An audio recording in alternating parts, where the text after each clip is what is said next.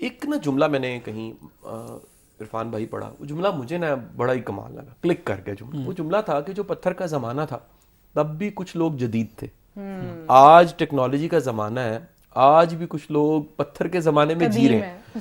یہ جو ٹیکنالوجی کے ہوتے ہوئے لوگ پھر بھی اس کو استعمال نہیں کر پا رہے, یا ڈینائل فیز میں ہیں, یوں کہتے ہیں نہیں جی اس کا کوئی فائدہ نہیں ہے.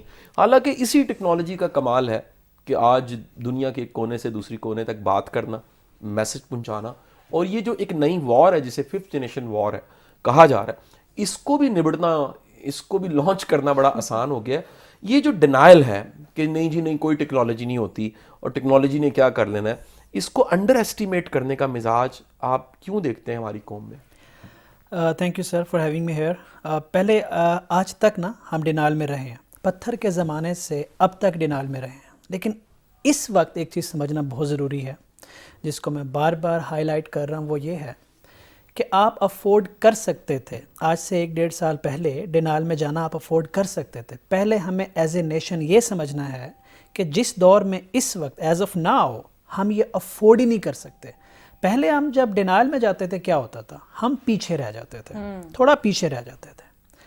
اب ڈینائل میں گئے تو ہماری ایگزسٹنس کو خطرہ ہے, ہمارے یوتھ کی ویلیو کو خطرہ ہے, وہ بالکل irrelevant ہو جائیں گے. پہلے صرف پیچھے رہ جاتے تھے, اگر 10,000 کمانا ہے تو 1,000 کما لیں گے آپ, لیکن اب آپ ریس سے باہر ہو جائیں گے. اس کی وجہ کیونکہ آج تک آپ نے پتھر کے زمانے سے لے کے 2 سال پہلے تک یہ نہیں سنا ہوگا کہ انسان ہی ریپلیس ہو رہا ہے. کبھی بھی نہیں سنا نا.